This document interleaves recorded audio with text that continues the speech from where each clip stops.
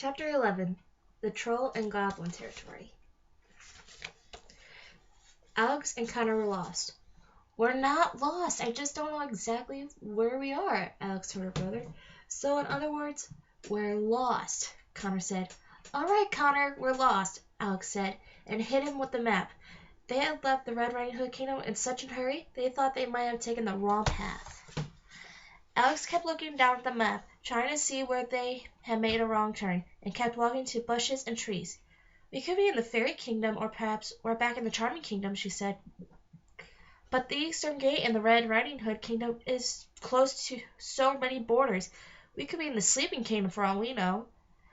How is anyone supposed to find their way around this place? It's all just a bunch of trees and dirt roads, with the occasional castle," Connor said angrily. "We're never going to get home." "It's just a slight setback. We'll be back on track before you know it," Alex said.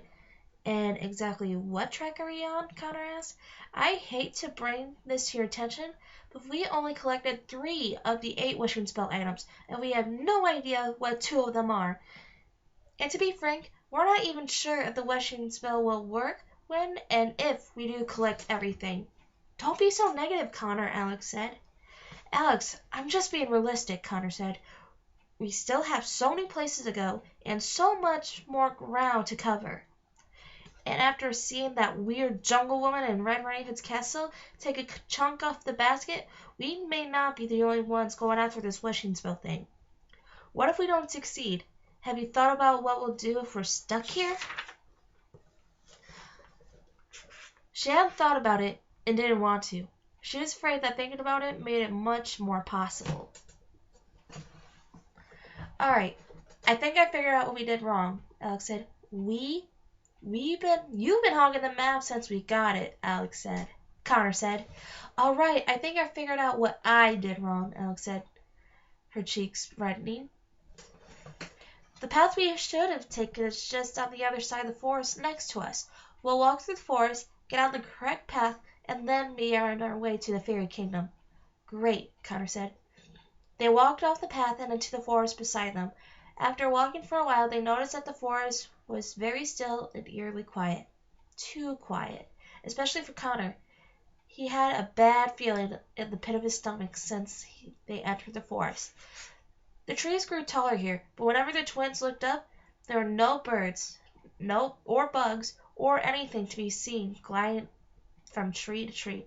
The whole forest, excluding the trees, seemed lifeless. "Hey, Alex," Connor asked. "Yes, Connor," Alex said. "Have you noticed we haven't seen any animals or birds for a while?" he said. "No, I haven't. I've been a little preoccupied," Alex said, still looking down the map. "I'm just saying, don't you think it's kind of strange we're the only—" Without warning, the twins were suddenly jerked upward and suspended in the air. They were dangling above the ground in some sort of rope net. They had walked right to a trap. "What's going on?" Alex yelled. "What is this?" "It's some kind of trap," Connor said. "Help!" Alex screamed. "Somebody help us!" Unfortunately for them, their cries were heard by the wrong people. 2 figures ran through the forest straight toward them. One of them was tall and lean, the other was short and round. "Acorn, we caught something," said the low, growly voice of the smaller. "'Bout time," said the high-pitched, raspy voice of the taller. They came close, and the twins could make out the frightening faces of a goblin and a troll standing before them. The goblin was gangly in the tin and thin, with big yellow eyes and pea-green skin. The troll was fat and frumpy, with a huge nose and horns, and both had big pointy ears that stuck out the sides of their heads. "Let us go," Connor demanded. "You can't do this," Alex yelled. The goblin troll paid no attention to what Alex and Connor were saying. They stared at the twins like insects in a jar. "Ew, look at how young they are," Bubbleworth, the goblin said. "Plenty of time to serve," the troll said. "What do you mean, serve?" Connor said. "You better not hurt us." Let us out of this net right now, or I'll report you to local authorities," Alex said, not knowing whom she could be referring to. And they'll grow bigger and stronger every day, the troll said.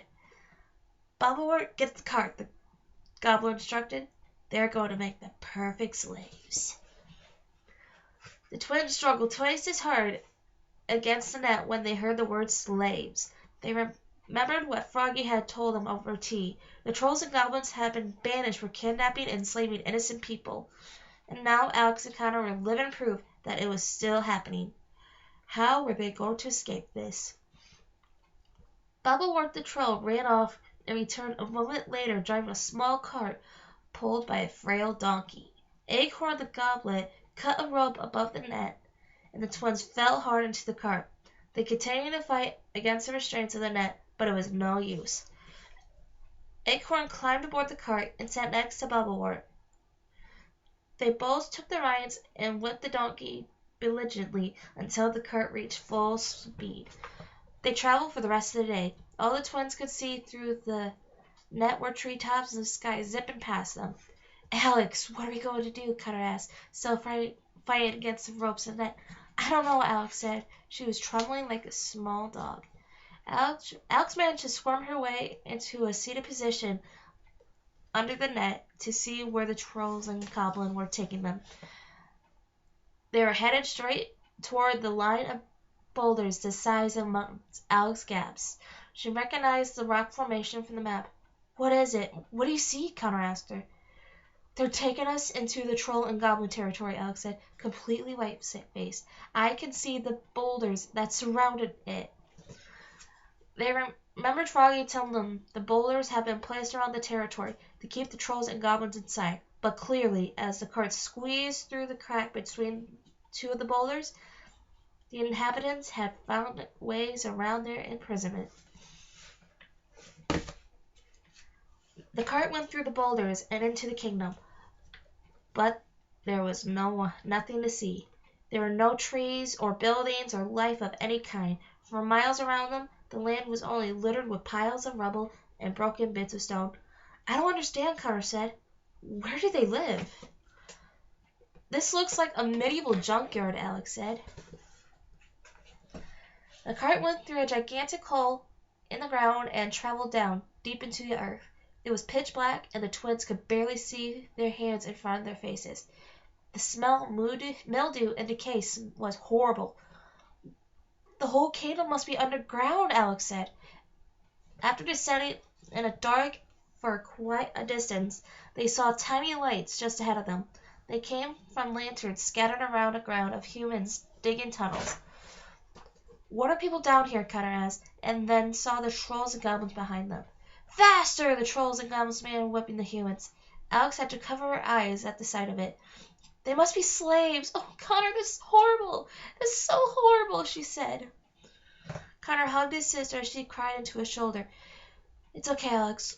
We'll find a way out of this, Connor said, but even he was scared. There were hundreds of huts and small homes stacked on top of one another all around them. It was an enormous underground world. This place must be one giant ant colony, Connor said. The cart moved through a stone arch, with large statues, one of a goblin and one of a troll on either side of it. They were frightening, with harsh features that they were anything but welcoming. A sign carved into the arch read, "Be troll, be goblin, or afraid." Most people just have welcome mats, Connor said. Past the arch was a long tunnel constructed of stone. The cart traveled through the arch, and a light could be seen at the end of the tunnel.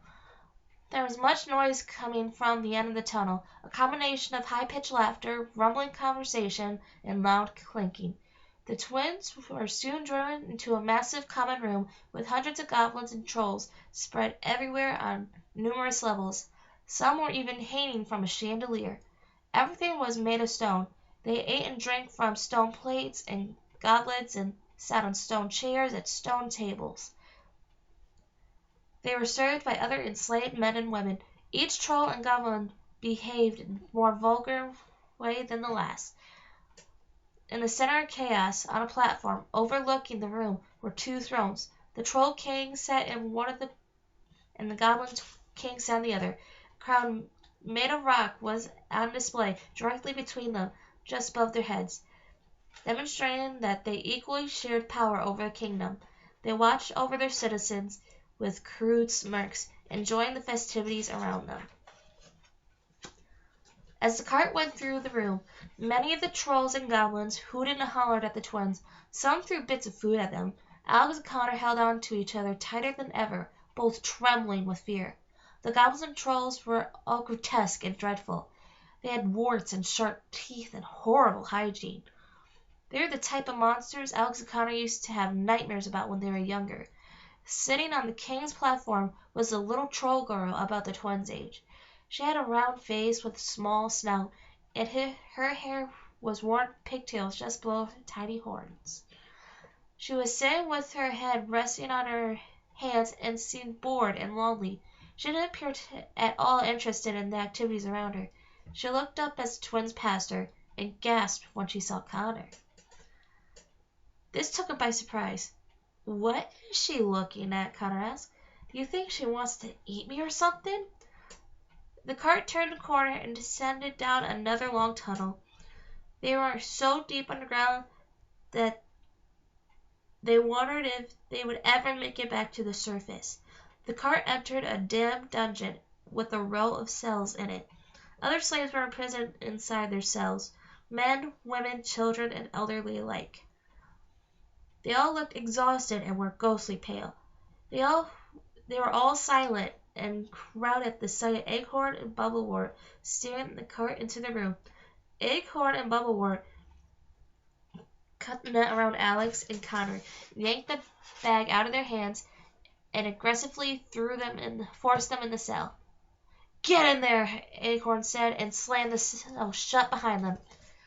"What do we have here?" Bubblewort said.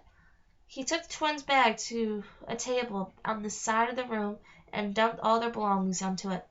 "Stay out of there," Alex said as she watched helplessly. There for the entire room to see was the glass slipper, the lock of hair, the chunk of a basket, the map, the journal, the dagger, their stack of gold coins, and everything else the twins had been carrying. Thankfully, the troll and goblin seemed interested in the dagger and the stack of gold coins. They took those with them and dumped everything else in a pile of waste on the side of the table. "Rest up. You'll have a long day tomorrow," Bubblewort said, and then shared a laugh with Acorn and left the room with their cart. All the other slaves stared at Connor and Alex through their cell bars. They had sympathy in their eyes, so sorry the twins were about to experience everything they had endured for however long they had been there. "Does anyone know how to get out of here?" Alex asked, but none of them responded, as if they had been trained not to speak. Even the children were silent. "How is this happening?" Connor grunted. He violently shook the bars of his cell, but they didn't budge. "That's no use," said the voice behind the twins. "Those bars are made out of pure stone." Alex and Connor turned to face the prisoner occupying the cell next to theirs. Crouched over to the darkest corner of his cell was an old man. He was thin and had a long gray beard and tattered clothing. "There's got to be a way out of here," Connor said. "I've heard every man and woman say that when they're first brought here," the old man said, "but sadly, there isn't." "How long have you been here?" Alex asked him. "Years," the man said. He leaned forward and the light fell on his face. His face was as tired and ragged as his clothes. He had a wandering eye, so the twins couldn't tell which one of them he was speaking to. "Say, don't I know you two from somewhere?" he asked. The twins knew this wasn't possible, but the man seemed convinced, and for whatever reason, the man seemed oddly familiar to them too. "I don't believe so," Alex said. "We're rather new to the area." "I could swear," the old man said. "Are you sure I never traded a magic flue for a chicken, or perhaps a singing flower for a lamb?" "No, I'm sorry, we've never traded anything with you before," Alex said, and then she realized who he was. The wandering eye, the long beard, raggedy clothing. Could it be? She pulled Connor aside. "Connor, he's the traveling tradesman, the one for the journal." Connor couldn't believe it.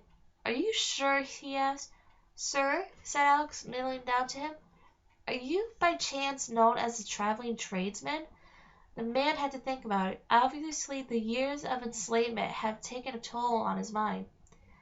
Yes, I believe that is what they called me, he said. He was happy to be reminded of a time when he wasn't a slave. The twins were so pleased to hear this.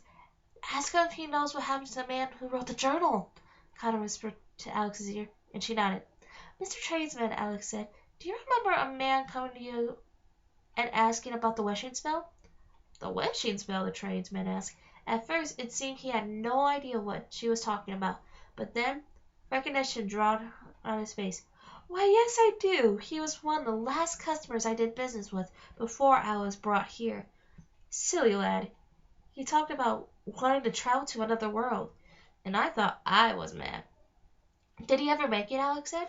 Did he find all the items of the wishing spell?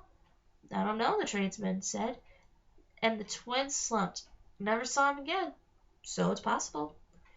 He looked at them curiously. Why do you ask? The twins looked at each other.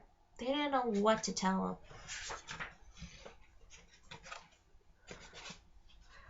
Don't tell me you two are chasing after the wishing spell too, he asked. They looked at each other guiltily. Connor leaned down next to Alex and began asking questions of his own. We're trying, but we don't know everything we're looking for, Connor said. The tradesman laughed. No one does. That's the beauty of it. Some people know the descriptions of the items they require, but no one knows what they are for sure. Like Hagatha, Alex said. She only knew what the riddles were. The man told them he had figured out what they were on his own, but he could have been wrong. What if we found Hagatha and asked her for her opinion? Connor began. Hagatha is dead, the tradesman said. Dead? Alex gasped. How did she die? She fell into the thorns pit, the tradesman said. What is the thorns pit? Alex asked. Good heavens, child, are you deaf? After the curse was broken to the sleeping kingdom, all the thorn bush and shrubbery had grown wild around the kingdom, was cleared out and dumped into a large, deep pit, the tradesman said. Hagatha was collecting some of the thorn bush for her and fell in. That's awful, she said.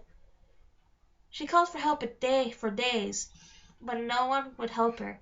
No one wanted to help an old hag, the tradesman said.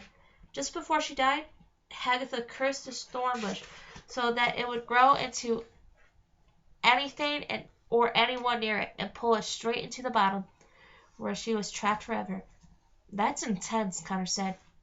Since then, however, it's been used as a wasteland. People from all over kingdoms journey there to drop off anything they never wanted to see again, he said. I wonder if there's anyone else we could speak to, Alex said. Whatever journey you were on, I'm afraid it's over, the tradesman said. Once you're here, and there's nothing you can do about it. He turned away from them. A commotion came up from the tunnel leading to the dungeon. Trolls and goblins led the men and women who had been serving in the tunnels and the common room back into their cells. They all looked as they could sleep for a year if permitted. Time to sleep, the troll ordered, and then extinguished all the torches in the room with a bucket of water. And if anyone makes a sound, no one will be fed tomorrow. The trolls and goblins left the dungeon chuckling. The room was pitch black. Alex found Connor in the darkness, and they rested beside each other. I just don't want Mom to worry, Alex said with big teary eyes. The longer we're here, the longer she's going to be alone. I'm sure Grandma's with her, Connor said. They probably have the entire police department looking for us. It'll be an interesting conversation once we get home and tell them where we've been all this time. Thanks for being positive, Connor, Alex said. Despite the little comfort her brother gave her, Alex cried herself to sleep. Connor couldn't sleep. He couldn't stop thinking that. Just a week before, he had been safe and sound in his own bed, fearing nothing but schoolwork and Mrs. Peters. And now here he was, in the dungeons of another dimension, facing a life of slavery. How quickly times have changed. Connor had just dozed off when he suddenly awoke. He felt like someone was watching him.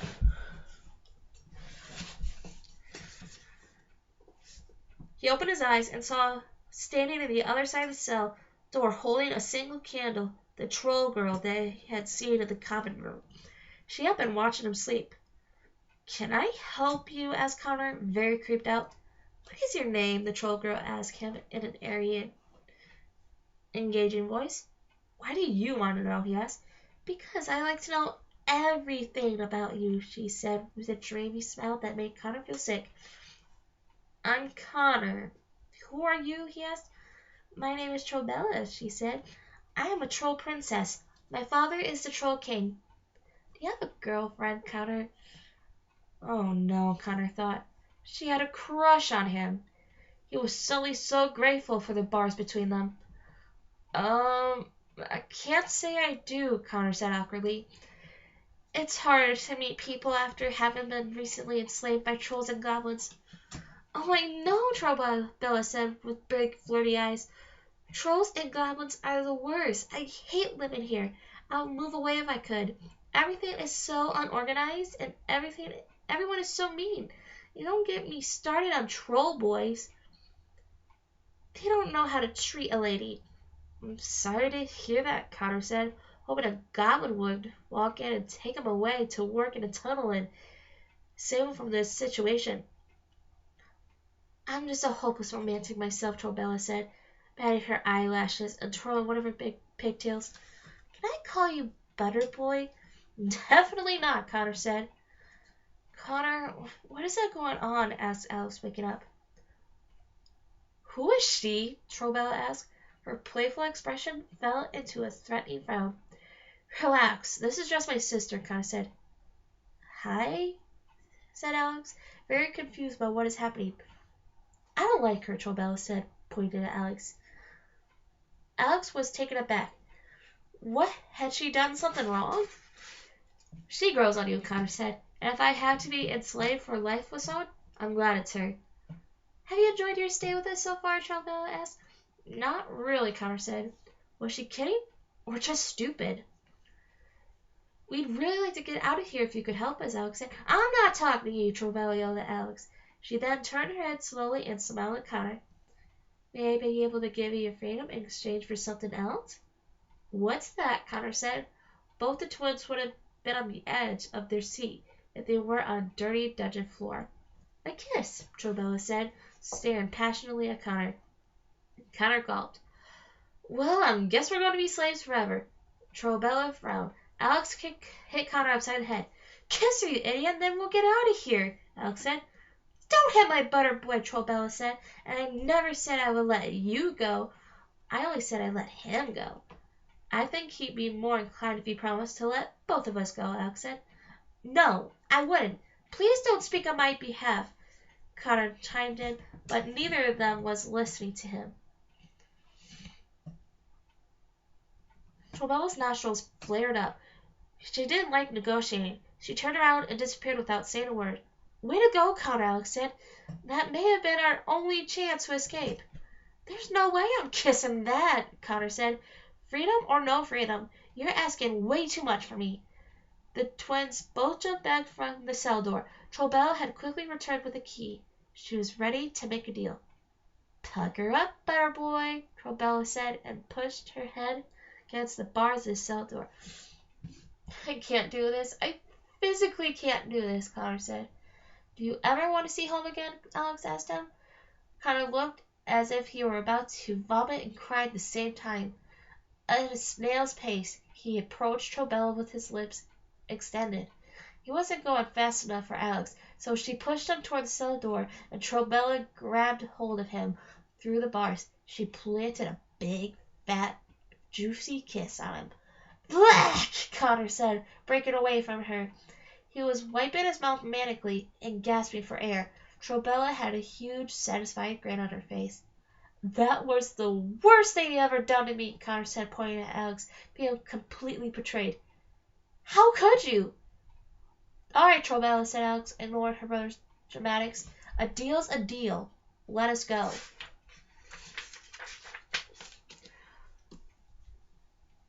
Trobella's smile dropped in his skull. She reluctantly unlocked the cell door and opened it, and as she did, Alex caught sight of the other slaves in the dungeon. The few that were awake that had been silently and intently staring at the twins. They had never seen anyone be free before. They hadn't thought it was possible. "You're free to go," Trobella said. The twins briskly walked out of the cell, but as Alice passed Trobella, she swiftly grabbed the key and pushed the troll princess into the cell, slamming the door behind her. "Let me out of here right now!" Trobella screamed. "This wasn't part of the deal." "I can't leave without the others," Alex said. She ran around, unlocking the doors on all the cells. "Everyone, wake up! We're getting out of here! Come on!" She ran over to the pile of waste on the side of the room and retrieved all their things. "Guards!" Trobella hollered. "Guards! The slaves are escaping!" "Trobella," Connor said, "please be quiet. Would you do that, please, for your butter boy?" Trobella blushed. "All right, butter boy, for you. I'll be quiet." All the slaves are all stirred to life. It took them a moment to understand what Alex was saying. They had dreamed this day for so long. Many eagerly jumped out and left their cells, but others hesitated, including the traveling tradesman. "Come on," Alex said. "What are you waiting for?" "Are you two mad? They'll skin us alive if we try to escape," the tradesman said. This worried some of the others, especially the children. "Would you rather die in your cell or die trying to get back the life they stole from you?" Alex said. Alex's words must have inspired them, because they all gathered around her. Even the tradesman was willing to take a chance for freedom. He nodded at Alex as he joined the group. "Does anyone know the best way out of here?" Alex asked. "We need to get to the tunnels," a man said. "Yes, the tunnels," a woman agreed. "How do we get there?" Connor asked. "We'll go out to the common room and past the stone arch. The troll and the goblins have built tunnels leading to every kingdom. That's how they get around," the tradesman said. "Do we need to worry about anyone catching us?" Connor said. "They're all asleep by now," Trobella said with a sigh from her cell. "Even the guards. That's why no one came when I called." "All right, let's go," Alex said. "Everyone be as quiet as possible and help the older and younger ones into the group." Everyone nodded, and Alex led the way out of the dungeon, praying it would be the last time any of them were ever in this room again. "Until we meet again, butter boy," Trobella said, and blew Connor a kiss. "Whatever," Connor said, and then followed the others out of the dungeon. Trobella smiled from horn to horn. This had been the most exciting day in her entire life. The group of escapees traveled up the tunnel to the common room and snuck past a line of goblin guards. Just as Trobella had said, they were asleep while standing guard. They finally reached the common room and covered their mouths in horror at what they saw. All the trolls and goblins that Alex and Connor had seen carousing on the way and were spread across the floor passed out. How were they going to get to the other side of the room without stepping on one of them? Some were snoring, others twitched in their sleep. Even the Troll King and Goblin King were sleeping in their thrones. They could barely see the floor between the unconscious monsters sprawled across the floor. "Quickly and quietly," Alex whispered to the group. "We can do this. Just be as careful as possible." They began tiptoeing around the sleeping creature. Carefully, they put their feet between the monster's spread out limbs, between the broken plates and goblets across the dirt floor, and between the knocked over chairs and tables. Every time a troll and goblin made any noise or movement, everyone froze. Their hearts stopped for a moment. If any of the monsters were to wake up and see their slaves walking around the room toward the exit, it would be a disaster. They were almost at the stone tunnel. Alex stopped in the middle of the room and made sure everyone passed her safely and that no one was left behind. Eventually, everyone had made it except her brother, who remained very still in the back of the room. He was staring at the Troll King and Goblin King with wide eyes and a mouth open. "Connor, what are you doing?" Alex asked in her wildest whisper. "Look," he mouthed. Only a little whisper came out. "Look at the crown! It's the crown!" Alex looked up at the stone crown above the Troll King's and Goblin King's head. "What about it?" Alex whispered. "It's the crown for the wishing spell," Connor said. "A stony crown that's made to share, found deep within a savage lair." Alex could feel her heart beating in her throat. Connor was right. It fit the description perfectly. What are you two doing? We're waiting for you, the tradesman said in the stone tunnel. Alex and Connor looked at each other. They knew they couldn't leave without the crown. Go ahead without us, Alex said. Suit yourself, the tradesman said, and then left with the others down the stone tunnel. I'm going to get it, Connor whispered to Alex. Be careful, Alex said. Connor slowly moved through the room. He accidentally kicked a goblet and made a loud ding, causing a few trolls and goblins to twitch in their sleep. Sorry, Connor mouthed to Alex. He climbed up into the throne platform. The crown was pretty high up. He would have had to climb onto the thrones to get it. He climbed into the armrest of the Troll King's throne. His left leg was so close to the king's face that Connor could feel the king's warm breath through his jeans. Connor swung his right leg into the armrest of the Goblin King's throne and reached up for the crown. It was still too high. He would have to jump for it. Alex had to cover her eyes. Her hands were trembling. Connor jumped and tried to grab the crown, but he was just a few inches too short. He jumped again. The tips of her fingers touched at this time. He jumped once more, this time the highest jump yet, and grabbed it.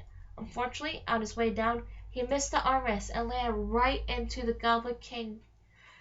Ah! The Goblin King screamed. Alex took her hands from her face just in time to see her terrified brother sprawled across the Goblin King's lap with the crown held tightly in his hands. Connor jumped up and ran as fast as he could, grabbing his sister's arms toward the exit. After them! The Goblin King ordered. Someone grab them! The entire room of trolls and goblins began waking up to the Goblin King's yell. Alex and Connor weren't careful about what or who they stepped on. They ran straight through the common room and down the tunnel of stones. Dozens of trolls and goblins chased after them. The twins ran past the two horrible statues at the tunnel's entrance.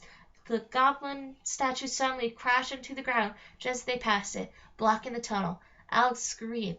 Had they been a second later, it would have fallen on them. They turned to see the tradesman, out of breath and holding his heart. He had just knocked over the statue and blocked the tunnel. The trolls and goblins had reached the end of the tunnel and were struggling to get past the fallen statue. That should keep them busy for a while, the tradesman said. Now run! Where's everyone? Alex asked. They fled to the tunnels. They're safe, he said. What about you? Alex said. I couldn't leave without you, the tradesman said. I'm too old, children. I've never outrun them anyway. You two still have a lot of living to do, so run before they get past the statue. Hurry! We're not leaving without you, Alex said. I'm wanted in every kingdom, the tradesman said, between deep breaths. No matter where I'll go, I'll end up behind bars. I've done a lot of bad things in my day, children. I made a lot of trades and deals that I shouldn't have done. I deserve this. You don't. Now run! Alex and Connor's feet moved before their minds could decide whether to stay any longer. They ran ahead and found a series of tunnels leading in different directions. Each had a sign above the entrance that said where the tunnels led to. Come on, Alex said, and grabbed Connor's arm, pulling them into the tunnel that said Fairy Kingdom above it. They tucked in the Troll and Goblin crown safely and laid Alex back. Did we do the right thing? Alex asked Connor as they ran down the tunnel.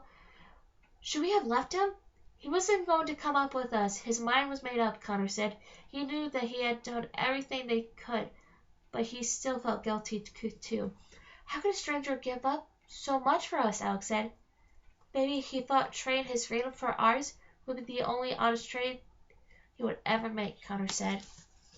Alright, that is the end of chapter 11. Don't forget to subscribe if you want to hear more from the Land of Stories and much more to come. Like this video if you enjoy the read along. I hope you enjoyed that chapter and more to come later on. Alright, enjoy the reading. Bye!